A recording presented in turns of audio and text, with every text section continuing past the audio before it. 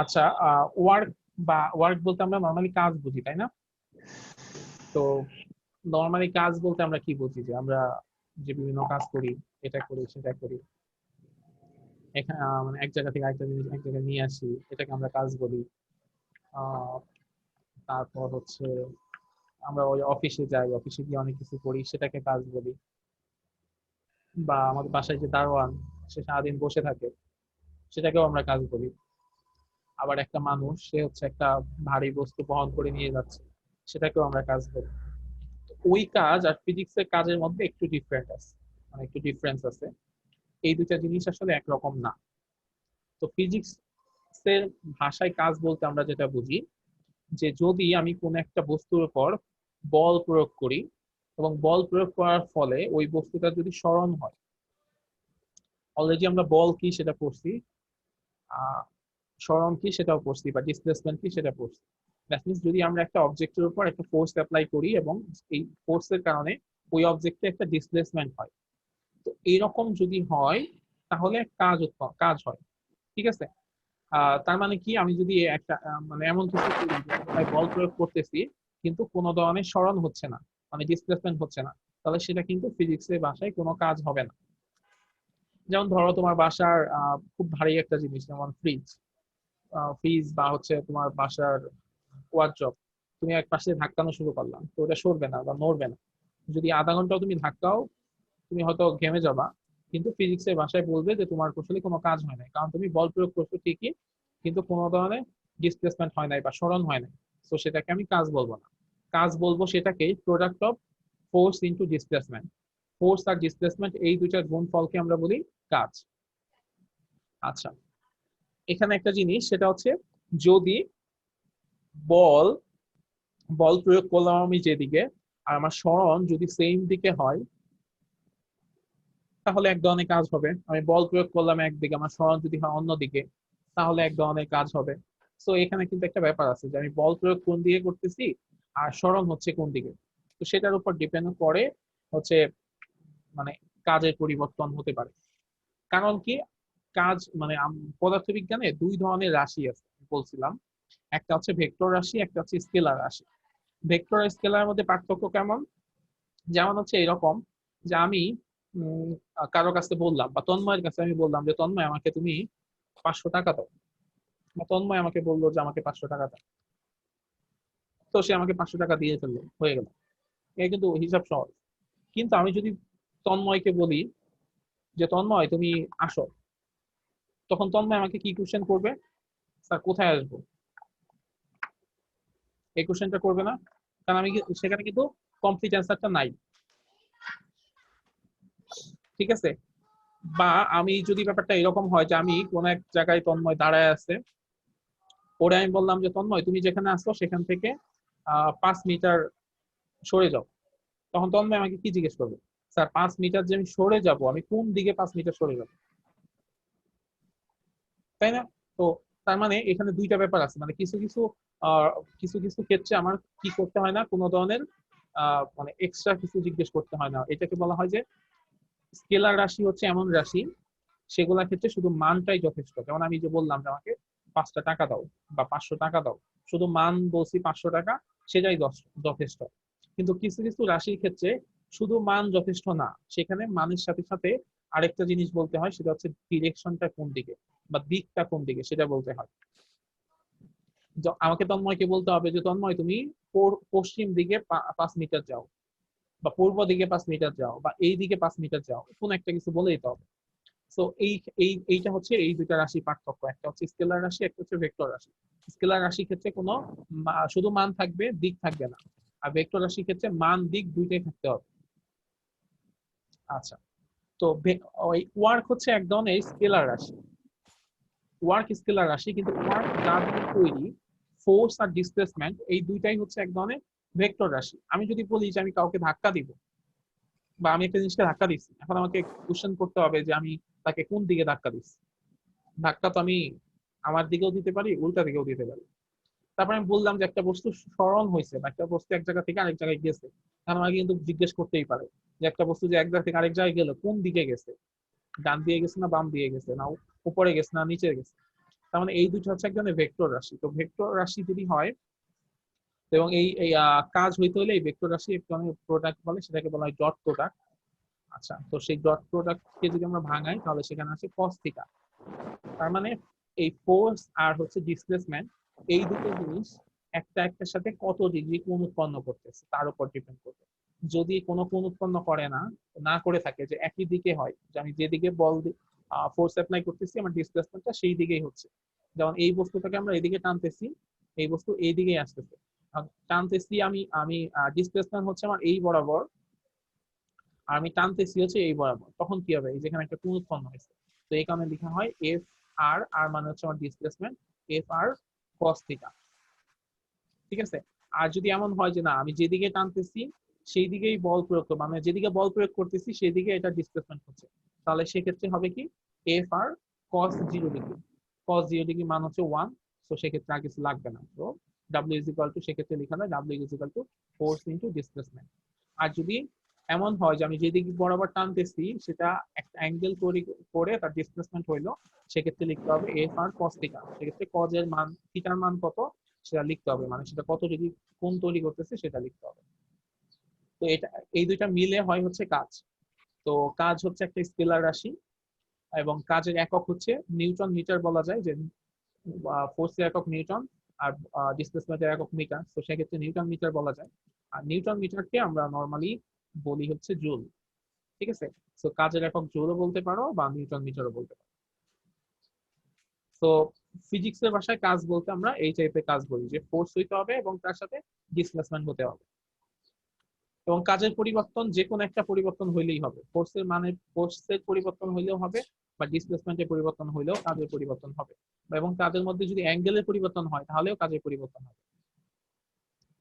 আচ্ছা, এরপরে আমরা দেখতেছি সেটা কি এনার্জি বা শক্তি। আহ শক্তি জিনিসটা কি? আমাদের এই মহাবিশ্বে যা কিছু আছে সবকিছু হচ্ছে দুই দুই ভাগে ভাগ ভাগ করা যায়, একটা হচ্ছে পদার্থ, একটা হচ্ছে শক্তি। এর বাইরে এই মহাবিশ্বে কিছু নাই। আমরা যেখানে যা কিছুই খুঁজে পাই না কেন, সবকিছু এই দুই ধরনের জিনিস, হয় পদার্থ হবে সেটা, নয় শক্তি হবে। এর বাইরে কোনো কিছুই নাই। তো শক্তি কিন্তু একটা হিউজ পার্ট, এবং একটু আগে যে আমরা কাজ করলাম, কাজও কিন্তু এক ধরনের শক্তি। আচ্ছা, তো এই শক্তিটা কি? শক্তি হচ্ছে কোন একটা বস্তুর বা কারোর কাজ করা যে ক্যাপাবিলিটি বা অ্যাবিলিটি, সেটাই হচ্ছে শক্তি। আমরা আমরা ছোটবেলায় একটা সংজ্ঞা পড়তাম, কাজ করার সামর্থ্যকে শক্তি বলে। ঘটনা সত্যি, কাজ করার যে সামর্থ্য সেটাকে আমাদের শক্তি বলে। That means it is measured by the amount of work the body can do. কোন একটা বস্তু কতটুকু কাজ করতে পারে সেটাই হচ্ছে শক্তির পরিমাণ। এবং এই শক্তিটা হচ্ছে এমন শক্তি, এইটা হচ্ছে পৃথিবীতে সৃষ্টিকর্তা বা আল্লাহ যাই বলি না কেন, তিনি যে পরিমাণ শক্তি আমাদেরকে দিচ্ছেন সেই শক্তিটা হচ্ছে ফিক্স। এই শক্তির কখনো পরিবর্তন হবে না। এবং আমরা চাইলে নতুন কোনো শক্তিও তৈরি করতে পারি না, আমরা চাইলে কোনো শক্তিকে ধ্বংসও করতে পারি। শুধুমাত্র যেটা হয় যে এক রূপ থেকে আরেক রূপে পরিবর্তন হয়। শক্তির বিভিন্ন রূপ আছে। ঠিক আছে, ধরো আমি জাস্ট একটা ঘটনা বলি। ঘটনাটা কেমন? সূর্যের মধ্যে সূর্যের মধ্যে নিউক্লিয়ার কি আছে, হাইড্রোজেন আছে। হাইড্রোজেনের দুইটা আইসোটোপ আছে। তো সেইখানে শক্তি একভাবে থাকে, নর্মালি যেভাবে থাকে, যে পটেনশিয়াল এনার্জি হিসেবে আমরা বলতে পারি। সেই দুইটা হাইড্রোজেন তারা হচ্ছে একটা একটার সাথে কোলাইড করে হিলিয়াম তৈরি করে। দ্যাট মিনস ওখানে এক ধরনের রিয়াকশন হয়, সেই রিয়াকশনকে বলা হয় নিউক্লিয়ার ফিউশন রিয়াকশন। তো এই ফিউশন রিয়াকশন যখন হয় তখন বিশাল পরিমাণ শক্তি উৎপন্ন হয়। সেই শক্তিটা কিন্তু ওদের থেকে আসছে, ওদের থেকে এই শক্তিটা উৎপন্ন হইলো, নিউক্লিয়ার শক্তি পাওয়ার হয়ে গেল। সেগুলো আসলে নিউক্লিয়ার পাওয়ার হিসেবে থাকে না, সেটা তখন কনভার্ট হয়ে যায় দুই ভাগে। এক হচ্ছে হিট এনার্জি হয়ে যায়, বা আরেকটা হয়ে যায় কি লাইট এনার্জি হয়ে যায়। তো সূর্য থেকে তাপ আসলো, লাইট, সেই দুইটা আসতেছে পৃথিবীতে। আসার পরে সেই দুইটা কই যায়? সেই দুইটা যায় ধরো হচ্ছে একটা গাজরের মধ্যে। একটা গাজর জন্মাচ্ছিল, ওই সালোক সংশ্লেষণের সময় যে সূর্যে আলো লাগতেছে, মানে সূর্য থেকে আলো আসলো, সেই আলোটা গাজরের মধ্যে গেল, ধরে নিলাম। সেই গাজরটা কয়দিন পরে আমাদের এখানকার কেউ একজন খাইলো, বললাম আবু রাসেল, সে হচ্ছে সেই গাজরটা খাইলো। তার মানে সেই গাজর থেকে যে শক্তিটা, মানে যেটা সেই সূর্য থেকে আসছে, সেটা আবু রাসেলের মধ্যে চলে আসলো। আবু রাসেল সেটা খেয়ে তার মধ্যে একটু শক্তি অর্জন করলো। শক্তি অর্জন করে সে কি করলো, সে গিয়ে হচ্ছে একটা কলিং বেল চাপলো। তার মানে তার গায়ে একটু শক্তি আছে, সে একটা কলিং বেল চাপলো। কলিং বেলে কি হয়, কলিং বেলে একটা সাউন্ড হয়, তার মানে এই যে একটা সাউন্ড এনার্জি চলে আসছে। আবার কলিং বেলে কিছু কিছু কলিং বেলের সাথে একটা লাইটও থাকে, আবার লাইট এনার্জি হতে পারে। তো এইরকম করে আমরা চাইলে আস্তে আস্তে শক্তির বিভিন্ন রূপ কোন জায়গায় থেকে কোন জায়গায় চলে যায় সেগুলা ব্যাখ্যা করতে পারবো। তার মানে শক্তির বিভিন্ন রকম রূপ আছে। কি কি রূপ আছে? মেকানিক্যাল এনার্জি, পটেনশিয়াল এনার্জি, এই দুটাকে একত্র করে বলা হয় হচ্ছে, বা আচ্ছা অ্যাকচুয়ালি মেকানিক্যাল এনার্জি এই দুইটা, আর দুইটা রূপ হচ্ছে পটেনশিয়াল এনার্জি আর কাইনেটিক এনার্জি। ঠিক আছে? আচ্ছা, so mechanical energy, nuclear energy, sound energy, electrical energy, chemical energy, light energy, hit energy, এরকম করে শক্তিকে অনেক অনেক রূপে ভাগ করা যায়। ঠিক আছে? তো একটা শক্তি কি হয়, আরেক রূপে যায়, আরেক শক্তি আরেক রূপে যায়, এরকম করে কনভার্ট হয়। ঠিক আছে? তার মানে কোন একটা বস্তুর বা যে কোনো কিছুর কাজ করার যে সামর্থ্য, সেটাকে আমরা শক্তি বলি। এবং এই শক্তিটা হচ্ছে বিভিন্ন ভাবে কনভার্ট হয়ে যায়, বা একটা থেকে আরেকটায় পরিবর্তিত হয়ে যায়। তো এর মধ্যে যে দুইটা জিনিস আমাদের আশেপাশে খুব বেশি জনপ্রিয়, সেটা হচ্ছে পটেনশিয়াল এনার্জি আর কাইনেটিক এনার্জি। আর বাকি জিনিসগুলোর মধ্যে হিট এনার্জি কিন্তু আমরা দেখি বিভিন্ন জায়গায়, লাইট এনার্জি দেখি, কেমিক্যাল এনার্জি, আমি যে আমরা ব্যাটারির মধ্যে আমাদের কেমিক্যাল এনার্জি থাকে।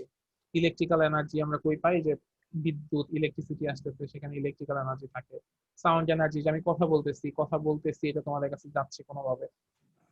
ঠিক আছে? মানে আমি কথা বলতেছি, সাউন্ড হচ্ছে, সেটা ইলেকট্রিক্যাল এনার্জিতে কনভার্ট হয়ে আবার তোমাদের কাছে যাচ্ছে, মানে শক্তি জাস্ট একটা রূপ থেকে আরেকটা রূপে পরিবর্তিত হয়। আচ্ছা, এরপরে আমরা একটু দেখি সেটা হচ্ছে কি পটেনশিয়াল এনার্জি কি আর কাইনেটিক এনার্জি কি। ধরো কোন একটা বস্তু এই যে এরকম উপরে আছে, বা এখানে আছে, একটা পাহাড়ের নিচে একটা মানুষ আছে, সে সাইকেল চালায়।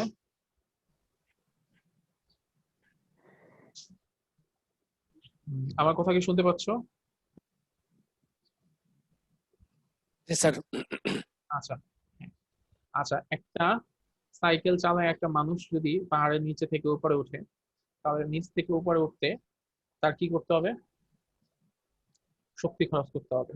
তার এই যে এখানে যে শক্তিটা লাগবে, সেই শক্তিকে আমরা বলবো কাইনেটিক এনার্জি।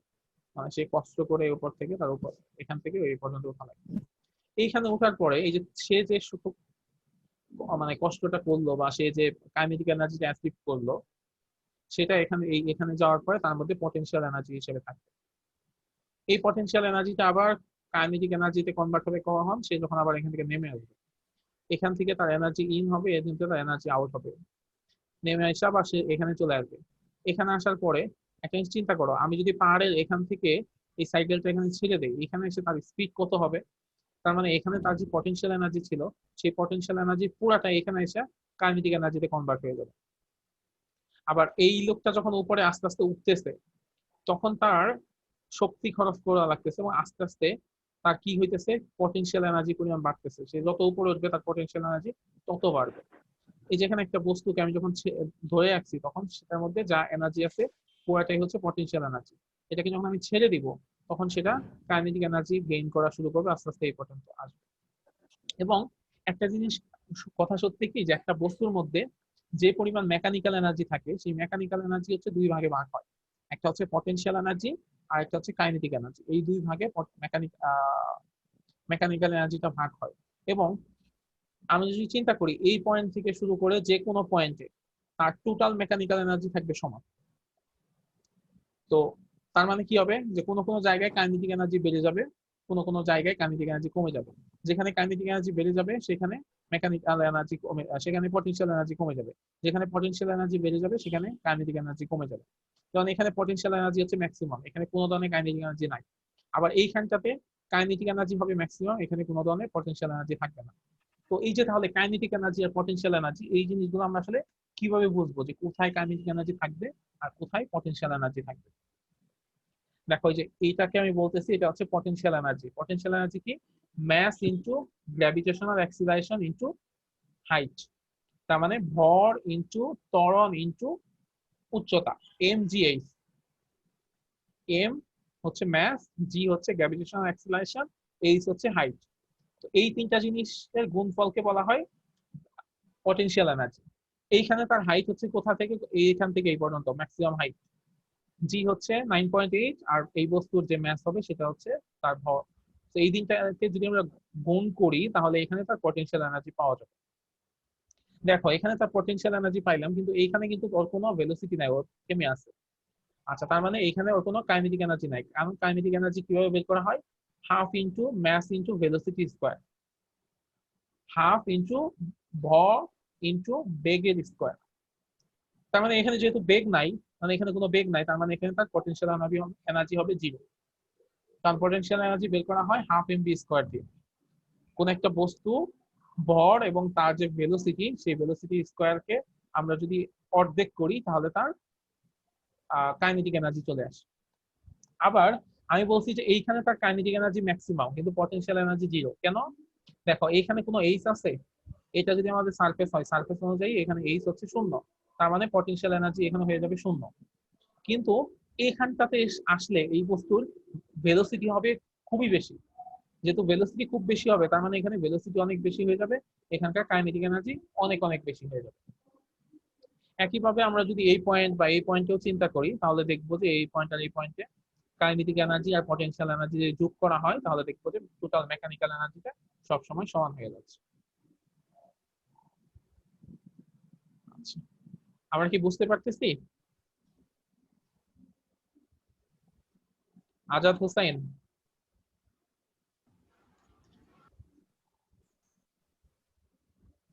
আজাদ হোসাইন শুনতে পাচ্ছ?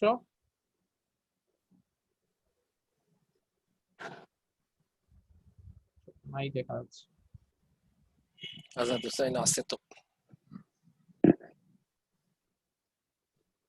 এখানে প্রেজেন্ট দেখাচ্ছে। হ্যাঁ, না ও কতদিন বলতেছিল যে ওর একটু মানে বুঝতে সমস্যা চলে হচ্ছিল। চলে গেছে মনে হয় বস।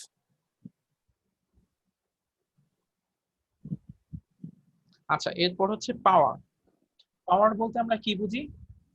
যে ইউনিট টাইমে, এক ধরনের ইউনিট টাইমে কাজ করার মানে এনার্জি ট্রান্সফার হওয়ার যে রেশিও বা এনার্জি ট্রান্সফার হওয়ার যে হার, সেটাকে আমরা বলি ক্ষমতা। হ্যাঁ, পাওয়ার মানে হচ্ছে ক্ষমতা। একক সময়ে যে পরিমাণ কাজ করার হার সেটাকে আমরা বলি ক্ষমতা, বা ইউনিট টাইমে আমার যে পরিমাণ এনার্জি ট্রান্সফার হচ্ছে সেটার অ্যামাউন্টকে আমরা বলি ক্ষমতা। মানে ক্ষমতা বলতে আমরা বুঝবো যে আমরা কত কম সময়ে কত বেশি কাজ করতে পারি, সেটা হচ্ছে ক্ষমতা। মানে P is equal to W by F, W by T, যেখানে ডাব্লিউ হচ্ছে আমার কাজ আর টি হচ্ছে আমার সময়। তার মানে আমি যদি, ব্যাপারটা হচ্ছে এইরকমই যে আহ উসাইন বোল্ট যখন হচ্ছে দৌড়ায়, তখন উসাইন বোল্টকে আমরা ফার্স্ট কেন বলি? ফার্স্ট বলি কারণ সে একটা নির্দিষ্ট ডিস্টেন্স সবার আগে অতিক্রম করে। যেহেতু সে কম সময় অতিক্রম করে, তার মানে আমরা বলি যে সে ফাস্টেস্ট, মানে সে সবচেয়ে দ্রুতগামী। তো একইভাবে সে কম সময়ে আহ, দূরত্বটা অতিক্রম করে ফেলে, তাহলে সে যদি ফাস্ট হয় তাহলে ব্যাপারটা ওরকমই যে আমরা যে কোনো একটা কাজ, সমান পরিমাণ কাজ যে কম সময়ে করতে পারবে সেটাকে আমরা বলবো তার ক্ষমতা বেশি। অবশ্যই কোয়ালিটিভ কাজ হইতে হবে, মানে কাজের ক্ষেত্রে তো আসলে ওই জিনিসটা চিন্তা করা হবে। কাজের ক্ষেত্রে আবার চিন্তা করতে হবে কাজ সমান সমান কি বল ইনটু সরল, এই এই জিনিসটা আছে কিনা। এখন আমরা এখানে একটা ফিগার দেখতে পাচ্ছি, ফিগার দেখে আমরা কি বুঝতেছি? কেউ একজন একটু এক্সপ্লেইন করি তো।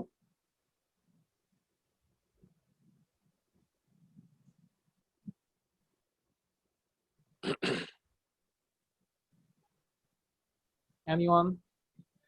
আচ্ছা, বাম পাশের লোকটা একটু বেশি কম সময়ে মানে দ্রুততার সাথে এটা তুলে ফেলছে আর কি। যেখানে ডান পাশের লোকটার বেশি সময় লাগছে, তাহলে বলা যেতে পারে যে বাম পাশের লোকটার ক্ষমতা বেশি। হ্যাঁ, বাম পাশের লোকটা ক্ষমতা বেশি আর ডান পাশের লোকটার একটু ক্ষমতা কম। হ্যাঁ। তো আমরা এখানে আসলে যে জিনিসটা দেখতে পাচ্ছি সেটা হচ্ছে এরকম যে একটা নির্দিষ্ট ডিস্টেন্সই হচ্ছে দুইজনে, একটা নির্দিষ্ট ডিস্টেন্সে একটা বইকে সে হচ্ছে উঠাচ্ছে, এবং যতটুকু উঠাচ্ছে ততটুকু কিন্তু একটা নির্দিষ্ট জায়গায়, মানে আমার এখানে যে ডিসটেন্স বা ডিসপ্লেসমেন্ট যেটা হচ্ছে সেটা কিন্তু একটা নির্দিষ্ট ডিসপ্লেসমেন্টই হচ্ছে এবং দুইজনই সমান পরিমাণ ডিসপ্লেসমেন্টে এই বইটাকে সরাচ্ছে। এখন বাম পাশের যে লোক সে কিন্তু একটু কম সময়ে সরাচ্ছে, আর ডান পাশের লোকটা সে একটু বেশি সময় নিয়ে সরাচ্ছে। তার মানে আমরা এখান থেকে বলতে পারি যে বাম পাশে যে লোকটা আছে সে তার মানে ক্ষমতাটা বেশি বা পাওয়ার বেশি, আর আহ, বাম পাশের লোকের পাওয়ার বেশি আর ডান পাশের যে লোকটা আছে তার পাওয়ারটা একটু কম। ঠিক আছে, এটা ক্যালকুলেট করে বলা যাবে যে কার পাওয়ার বেশি কার পাওয়ার কম। তো আমরা টেলিভিশনে প্রায়ই হচ্ছে একটা অ্যাড দেখি, যে বিশেষ করে যে ইলেকট্রিক মোটরের অ্যাড দেখি যে এত হর্স পাওয়ার এত হর্স পাওয়ার, এইরকম একটা ব্যাপার স্যাপার থাকে, তাই না? তো ওই হর্স পাওয়ার জিনিসটা আসলে কি? আচ্ছা, আগে একটা জিনিস বলি যে পাওয়ারের একক কি হইতে পারে। পাওয়ারের একক হইতে পারে জুল পার সেকেন্ড। যেহেতু উপরে হচ্ছে আমার কাজ আর নিচে হচ্ছে সময়, তাহলে আমি এটাকে বলতে পারি জুল পার সেকেন্ড। তার মানে জুল পার সেকেন্ড হচ্ছে পাওয়ারের একক। তো এটাকে বলা হয় ওয়াট। বিজ্ঞানী ওয়াটের সম্মানার্থে এটাকে ওয়াট বলা হয়। তার মানে 1 জুল পার সেকেন্ড সমান সমান হচ্ছে 1 ওয়াট। তো এই যে আমরা অ্যাড দিয়ে বিভিন্ন সময় দেখি যে আমাদের বাসার যে ইলেকট্রিক মোটর সেটার ক্ষমতা হচ্ছে এত হর্স পাওয়ার, বা এই টাইপের হর্স পাওয়ার একটা শব্দ আমরা দেখি। হর্স পাওয়ার বলতে গেলে অশ্ব ক্ষমতা। তো এই জিনিসটা আসলে কি? তো হর্স পাওয়ার মানে হচ্ছে যে এই যে ওয়াট আছে, তো 746 মানে 746 ওয়াটে হয় হচ্ছে 1 হর্স পাওয়ার। তার মানে হর্স পাওয়ার যদি কারো হয় 10, তার মানে আমরা বুঝতে পারবো যে এটার ক্ষমতা কতটুকু। 746 ইন্টু 10, 746 ইন্টু 10। কারো যদি হয় 20, তার মানে 746 ইন্টু 20। কারো যদি হয় 100, তাহলে 746 ইন্টু 100। ঠিক আছে? তো এই যে এইভাবে হর্স পাওয়ার এই এককটাকে পরিমাপ করা হয়, এটা হচ্ছে ক্ষমতার এক ধরনের একক। আচ্ছা, আরেকটা জিনিস আমরা বাসায় অনেক সময় দেখি যে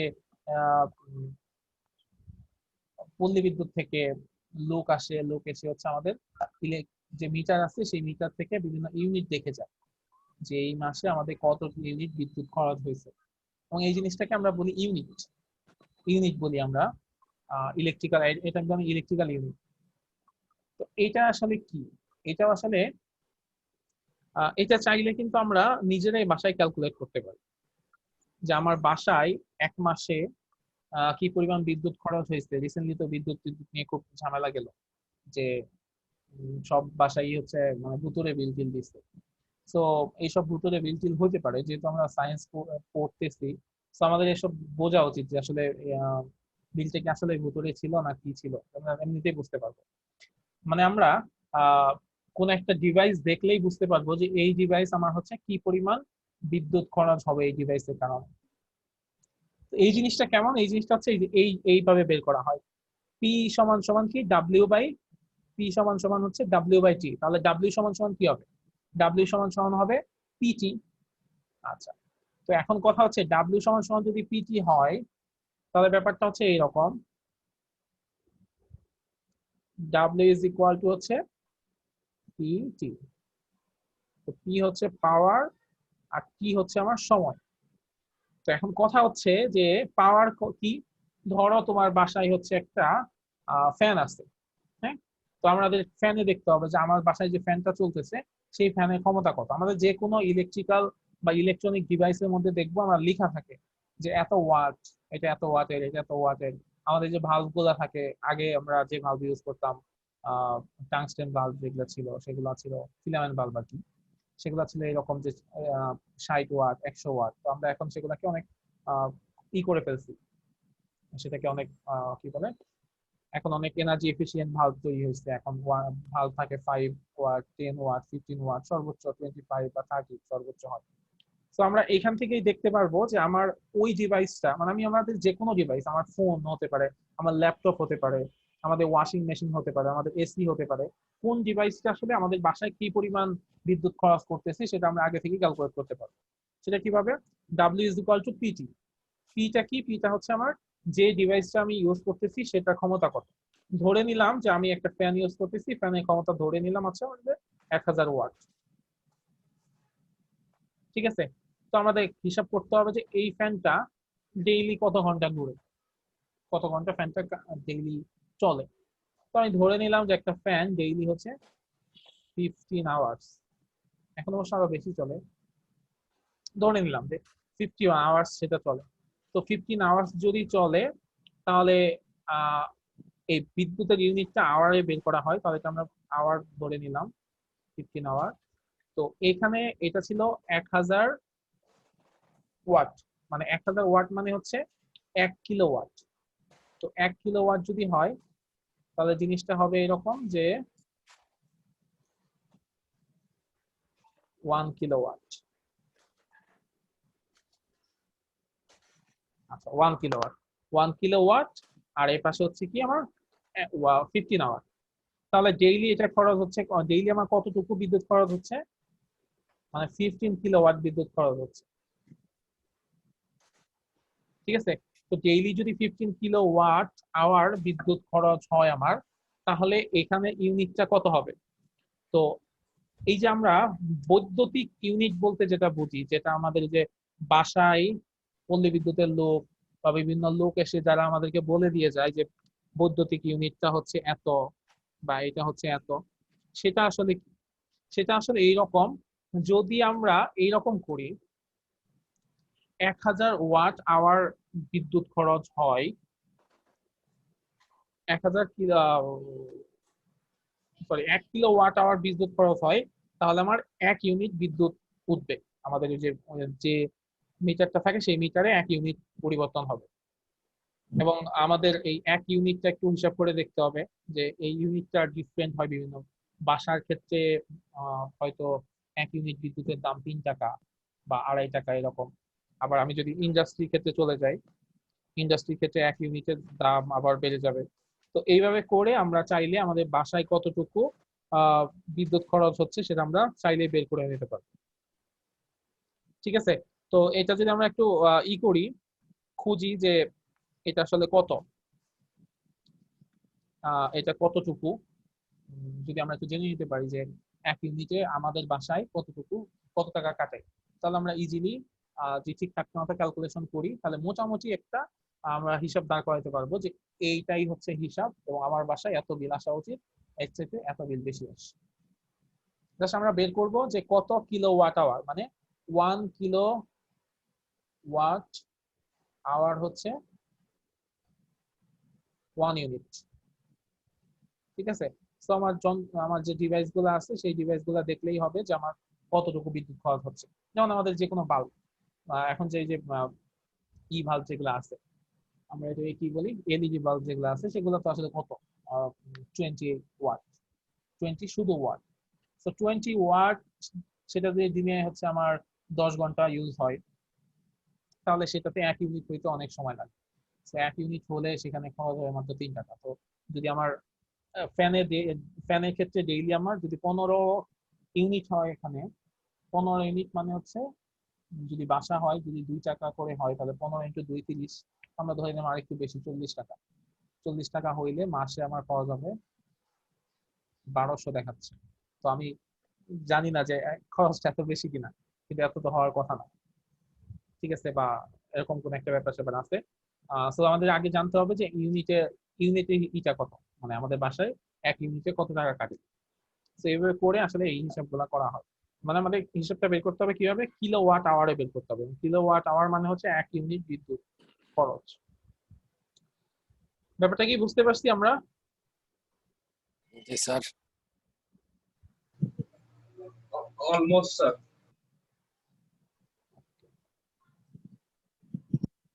20 ওয়াটের হলে 1 কিলোওয়াট উঠতে 50 ঘন্টা চলতে হবে। 50 ঘন্টা চলতে হবে, হ্যাঁ। এই কারণে এগুলো হচ্ছে অনেক এনার্জি এফিশিয়েন্ট বলা হয় আর কি। আচ্ছা, আমাদের মনে হয় 4:30 বেজে গেছে, তো আমরা এই পার্টটুকু আমরা একটু পড়ে আসি আগামী দিন, ওয়ার্ক এনার্জি পাওয়ার। আর নেক্সট দিন হচ্ছে ওয়েব নিয়ে আমরা একটু পড়াশোনা করব এবং ওয়েব থেকে সাউন্ডে চলে যাব। সাউন্ড গুলা কিভাবে কি হয় এবং আমাদের হিয়ারিং, আমরা সাউন্ডের মানে কোন রেঞ্জে শুনতে পারি আর কোন রেঞ্জে শুনতে পারি না, যে রেঞ্জে শুনতে পারি না ওই সব সাউন্ড দিয়ে কোনো কাজ করা যায় কিনা, ওই জিনিসগুলো আমরা পড়বো।